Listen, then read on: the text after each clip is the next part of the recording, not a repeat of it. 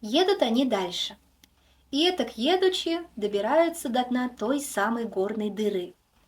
А до дна добравшись, тотчас Тан-Батыр дергает за конец каната, знак подает. «Вытаскивайте нас, мол, отсюда». Прежде всех берется за канат старшая сестра. Вытаскивает ее наверх. Только она появилась, начали старшие братья Тан-Батыра драться между собой с изрядной жестокостью, крича дико: «Моя! Нет, моя!» Говорит им дочь падишаха: «Я самая старшая дочь и предназначена самому из вас старшему. Нас 3 девицы и вас 3, так что незачем и драться». И велит она спускать в дыру канат. Пошел канат вниз, потом наверх, появилась средняя дочь падишаха. А как она появилась, тут и опять стали драться, друг друга лупить. Средняя-то красивее, чем старшая оказалась. Девицы говорят: «Вы зазря не деритесь, там еще и брат ваш младший остался, который нас от дива спас, и сестрица наша младшая там. Вы их со дна этой дыры быстрее вытаскивайте». Устав драться, начали старшие братья канат в дыру опускать. Как спустился аркан, девица внизу говорит: «Пусть вначале тебя поднимут, потом ты меня вытащишь, а иначе они тебя здесь и оставят». Джигит говорит: «Нет, не могу я тебя здесь одну под землей оставить. Вначале ты поднимайся, а потом уж обо мне можно подумать». Делает он петлю, а на конец каната сажает ту девицу и дает знак поднимать. Вытаскивают девицу на поверхность, и, красоту ее узрев, опять начинают драться старшие братья. Девица им говорит: «Все равно я никому из вас достаться не могу. Мы с Тан-Батыром слов друг другу дали, только за него и выйду». Все 3 девицы уговаривают теперь, чтобы старшие братья младшего из-под земли вытащили. Ладно, опускают старший в дыру канат, уцепился Тан-Батыр за конец и совсем был уже поднялся, тут старшие братья канат и перерезали. Летит Тан-Батыр вниз. Девицы наверху плачут в голос, старшие братья в дорогу собираются. Ладно, вернемся теперь к Тан-Батыру. Упав на дно, долго лежит он без памяти.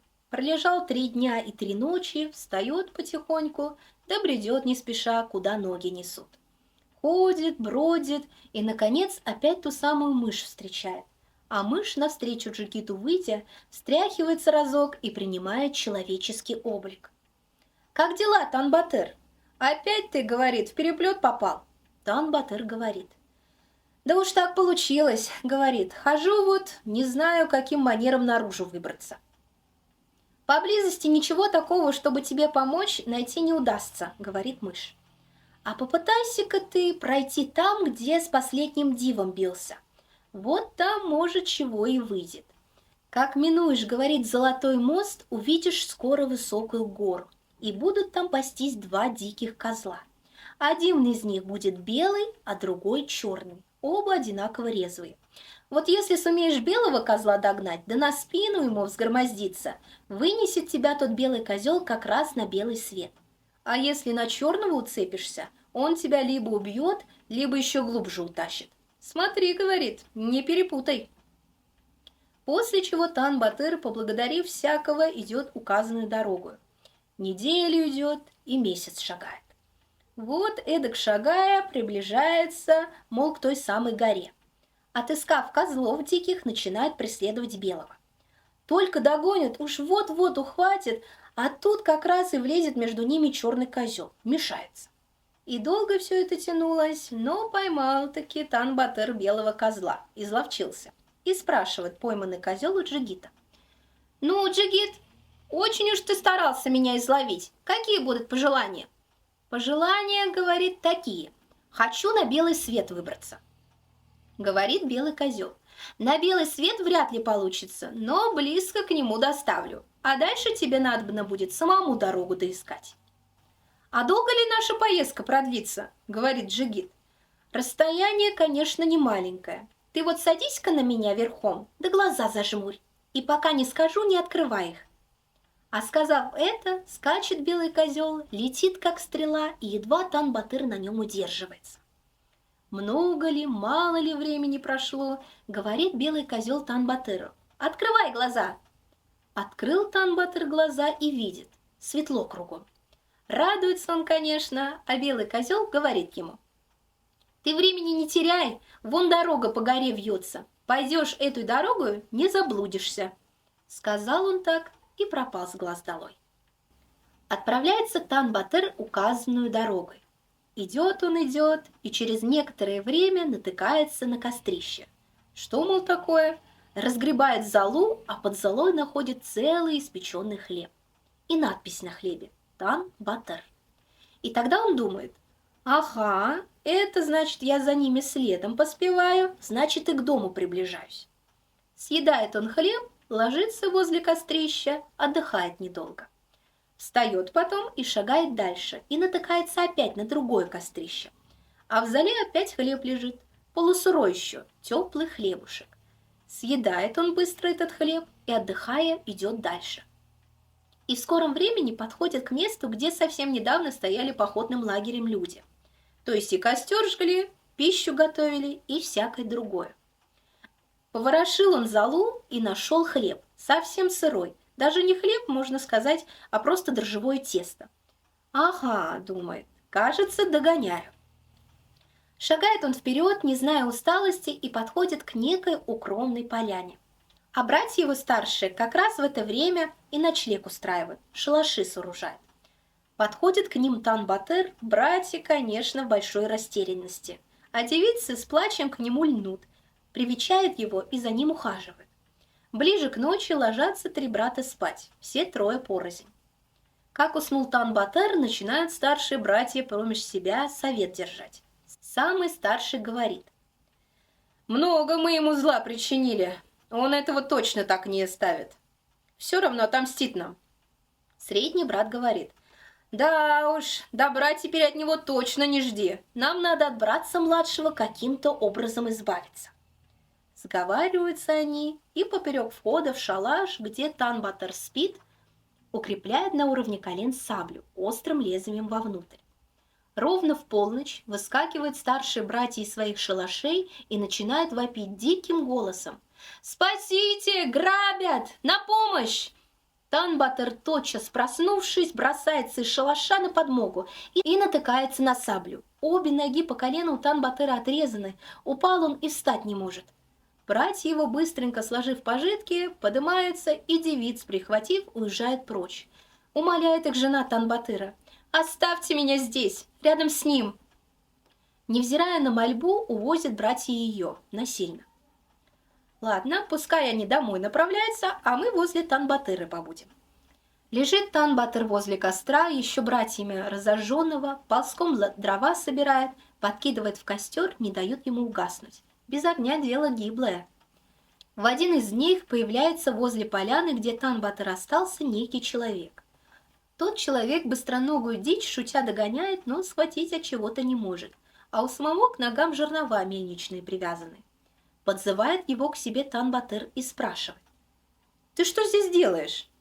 «Я, — говорит тот, — слепой. Старшие братья позавидовали моей быстроногости, глаза мне выколили, да бросили вот здесь, неподалеку».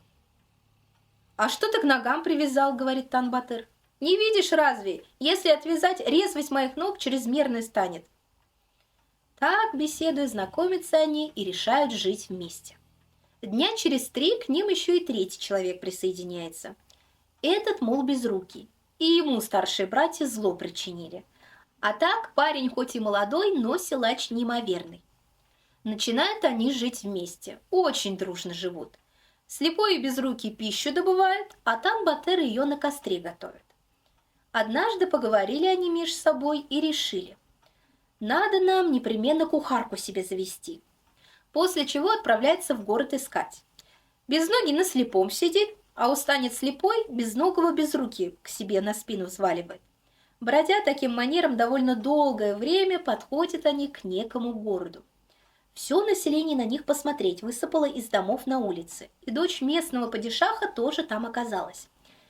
Выхватывают они ту девицу из толпы и уносят, глазом никто моргнуть не успел. Погоню, конечно, потом снаряжают, да где уж там за слепым скороходом угнаться, давно и след простыл. Добираются три батыра вместе с девицей до того места, где сами живут, и говорят ей: «Мы к тебе хорошо будем относиться, как к сестрице нашей, а ты готовить станешь, только приглядывай за огнем, чтобы не погас, других забот у тебя не будет». Каждый день с позаранку уходят они втроем на охоту, девица дома остается. Как-то раз уснула она, и погас огонь в очаге. Проснулась девица, спохватилась, да поздно, нечем ей огонь запалить. Испугалась она, заругает, мол, братья, рассердится. Выбегает девица из дому, влезает на высокое-высокое дерево, по сторонам смотрит. Далеко-далеко мигает крохотный огонечек, что глаз мышиный. Заметила его девица, да и слезает с дерева, и отправляется тот огонек искать. Долго идет через лес и, наконец, подходит к маленькой землянке. Отворяет дверь низенькую и входит. В землянке сидит некая старуха. Эта старуха, конечно же, ведьма. Только вошла девица, а старуха у нее спрашивает: «Ну что, доченька, пришла? Чего тебе надобно?» «Ах, — говорит, — огонь у меня погас. Пришла я к тебе, бабушка, огоньку занять». «Ладно, доченька, дам я тебе огоньку, только нет у меня никого, и очень мне от этого тоскливо. Я к тебе завтра в гости приду, посидим, поговорим по душам». «Ладно, бабушка, а как же ты нас найдешь?» — говорит девица. «Вот тебе ведро золы, ты как домой пойдешь, посыпай за собой следом, а я по той тропиночке и доберусь до вас», — говорит старуха. Несет девица домой огонь и к приходу братьев успевает им еду сготовить. Поев, укладываются они спать, а на утро опять они на охоту отправляются. Тотчас, как они ушли, заявляется к девице та старуха. Посидев чуток, старуха говорит: «Доченька, ты бы поискала у меня в голове, уважила старого человека». Ложится она головой девицы на колени, и пока та у нее в волосах ищет, прокусывает кожу на ноге и кровь сосет. Насосавшись досыта, встает и уходит. После чего стала эта ведьма приходить к девице каждый день, и пока братья на охоте, кровь из нее высасывать. День ото дня сохнет девица, желтеет, со временем кожа до кости от нее остались. Видя такое дело, спрашивают братья у сестрицы: «А чего же ты так усхудала, сестрица? Или по дому скучаешь? Может, хворь какая-то напала?» Девица говорит: «Нет, не скучаю, не болею, а так просто». Не хочет она братьям признаваться, что и как. В конце концов и ноги ей отказывают. Слегла девица, не встает уже. И только тогда говорит она братьям: «Вот так и так, как огонь погас, принесла я и головни от некой старухи, а она ко мне привязалась, каждый день приходит и кровь мою сосет». Братья, поговорив между собой, решили старуху ту изничтожить. Решив этак, оставили на следующий день с девицею слепого. Забрался он на печь, сидит там тихонько. А в скором времени заявляется та старуха и сразу скорохода на печи замечает. «А, — говорит, — ты меня поймать хотел?» После чего стаскивает слепого с печи, руки-ноги своими волосами вяжет и пьет досыта кровь на бедной девице. Потом уходит. На другой день оставляет возле девицы Безрукова. И Безрукова, одолев, волосами повязав, напьется старуха крови и снова уходит. На третий день остается с девицей сам Тан-Батыр. Говорит девица: «Я под нарами спрячусь, и если старуха спросит, кто сегодня остался, ты ей скажи: никто, мол, не остался. Тебя испугались и вовсе домой не придут. А когда она тебе присосется, ты ее волосы спусти в щель под нары ко мне». Вот заявляется старуха. И совсем не беспокойся, к девице приникает. Начинает кровь сосать. Девица старухины космы в щель опускает под нары. Тан-Батыр, привязав те косы под нарами к поперечной балке, вылезает наружу и на старуху лупцевать. В это время товарищи его возвращаются, Безрукий начинает старуху пинать, а слепой колотит обеими руками куда попало. Старуха, конечно, от такого боя совсем из строя выходит, взмолилась не своим голосом. «Не бейте, — говорит, — слепого зрячим, увеченных здоровыми сделаю». Взяли они со старухи клятву. Поклялась старуха, и первым делом дали ей проглотить девицу. Проглотила старуха девицу и обратно выплюнула. Красивее прежнего стала девица, здорова и румяна. Потом дали старухе слепого проглотить. И слепой обратно зрячим появился. После чего проглотила старуха Безрукова и выплюнула с обеими руками. Теперь Тан-Батыр говорит: «Смотрите-ка, будьте осторожны, проглотить-то она меня проглотит, да обратно не выплюнет. Ну, пока она меня не вернет, вы ее не отпускайте». И проглотила-то ведьма самого Тан-Батыра. Ждут, ждут, когда она его обратно выплюнет, не выплевывает старуха, да и только. И бить ее пытались, не помогает. После чего выхватывает прозревший Батыр свою саблю и начинает рубить старуху. Изрубил в мелкие кусочки, а Тан-Батыра нигде нет. Смотрит, одного большого пальца той старухи не хватает. Начинает искать по дому. Глядь, а палец-то по дороге к старухиному дому улепетывает. Поймали, вспороли, тут и Тан-Батыр выскочил. Здоровее да пригожее прежнего. Обрадовались все, конечно. Несколько дней вместе пожили, но затем решили каждый в свои родные места податься. Тан-Батыр говорит: «Давайте первым делом сестрицу нашу домой доставим». Много они той девице подарков разных надавали, гостинцев дорогих, распрощались тепло, и Батыр-скороход, ее на себя посадив, мигом домой унес. После чего распрощались и три батыра между собой, поклялись в вечной дружбе и отправились каждый в свою сторону.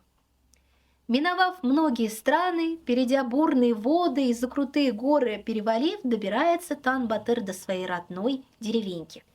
Заходит Тан-Батыр к некому старику со старухой, живущими на окраине в захудалой избушке, и начинает он потихоньку расспрашивать.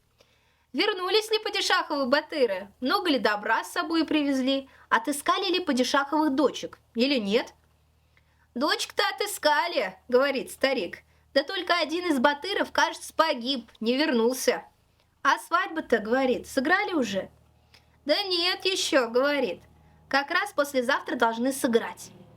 Услыхав такую новость, Тан-Батыр быстро пишет на стариковском доме вывеску. «Я, мол, известный умелец, шью сапоги и чаги женские, каковы, мол, и падишаховым дочкам на свадьбу не зазорно обуть». Разузнали об этом падишаховой дочке, пошли старика искать и на крыльцо его вызвали. «Дедушка, — говорят, — мы слышали, ты и чаги шьешь дивные, так шей нам завтра к утру 3 пары наилучших». «По такой-то цене завтра к утру и приготовлю, — говорит им дед». Только ушли падишаховы дочки, старик решает сразу за работу приняться. А Джигит и думать не думает. Опасается старик, как бы, мол, в просак не попасть. Джигит говорит: «Ложись-ка ты, деда, спать, а я сам к сроку все приготовлю». Старик со старухой спать ложатся.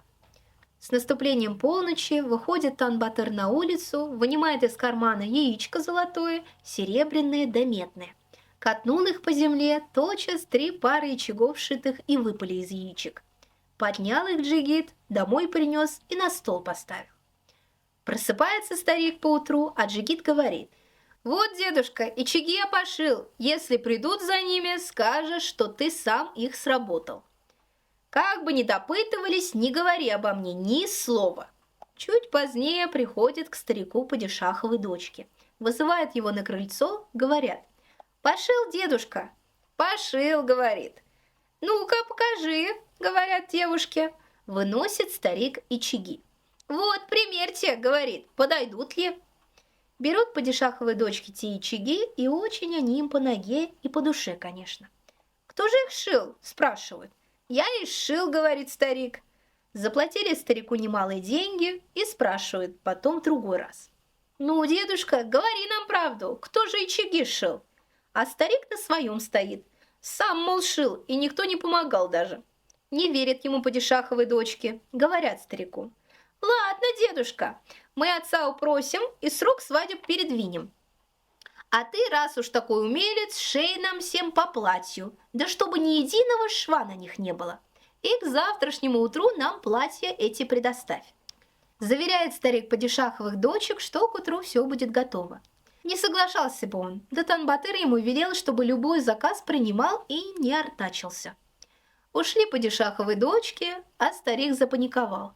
Как, мол, такие платья шить? Невозможное дело. Джигит говорит: «Ты, деда, не беспокойся, ложись да спи до утра». С наступлением полночи выходит Тан-Батыр на улицу и яички, золотые, серебряные да медные, из кармана вынув, бросает их на землю. И выпадает из яичек 3 платья. Приходит он домой, платье развешивает, а с утра пораньше падишаховы дочки прибегают. Старик им платья выносит.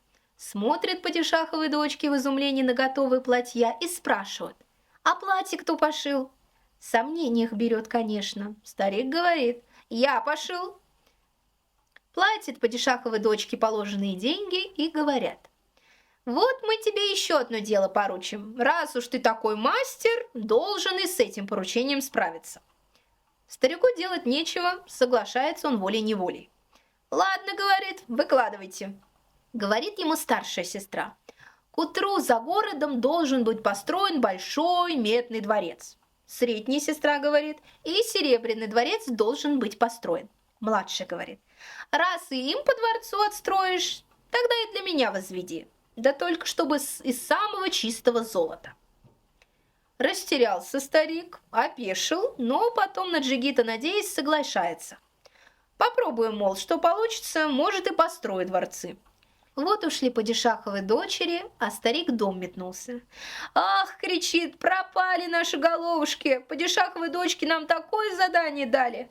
А сам дрожит, и слезы из глаз капают. «Что же нам делать?» — причитает старик. «Видно, смерть наша пришла». Джигит говорит: «Да не горюй ты, деда, ложись да спи, а я сам все сроку приготовлю». Выходит Тан-Батыр в самую полночь из дома и катит в разные стороны 3 яйца. Золотое, серебряное да медное. И встает в тех местах 3 дворца, один другого прекраснее. Утром будет Тан-Батыр старика. «Гляди-ка, — говорит, — вот они, дворцы-то отстроены». Старик, конечно, рад, мол, теперь уж падишах нас не тронет, не казнит за обман. А падишаховы дочки уже тут как тут прибыли. Увидев дворцы, понимают они тотчас, что это дело рук Тан-Батыра. Вызывают они старика и говорят ему: «Ну, дедушка, выполнил ты нашу просьбу?» Старик говорит: «Вы что, не видите разве?» «Сам построил?» – спрашивают. «А то кто же?» – говорит старик, не хочет джигита славного выдавать, крепится. Девицы ему, однако, не верят, смеются, да за бороду дергают. Не приставная ли, мол, борода? Нет, настоящая. Потом, посоветовавшись, между собой говорят: «Ну ладно, дедушка, мы тебя за обман не виним, а только теперь позови нам этого джигита, который эти дворцы построил». Старик на сей раз вынужден джигита позвать. Увидев Тан-Батыра падишаховой дочки, с плачем бросается ему на шею. Весть о возвращении Тан-Батыра доходит и до самого падишаха. Вызывает он к себе, дочери говорят отцу: «Вот кто нас от дива спас, а братья его старшие зло причинили». После чего падишах, убоявшись могучего Тан-Батыра, хочет не хочет, отдают свою дочь за него и говорит: «С братьями поступай, как знаешь. Сам их суди, а меня уволь». Призывает теперь Тан-Батыр к себе старших братьев и говорит им: «Много вы мне вреда причинили, но не буду я вас казнить, а велю вам убраться из города прочь и на глаза мне больше никогда не попадаться». Уходят братья его, головы повесив. А Тан-Батыр берет замуж младшую дочь падишаха и 40 дней празднует. Еще 40 дней свадьбу справляет, после чего отправляется с молодой женой к своим родителям. И по сей день, говорят, живут они славно, да ладно. Вчера у них был, сегодня вернулся. Надеюсь, вам понравилась наша сказка. Спасибо за прослушивание.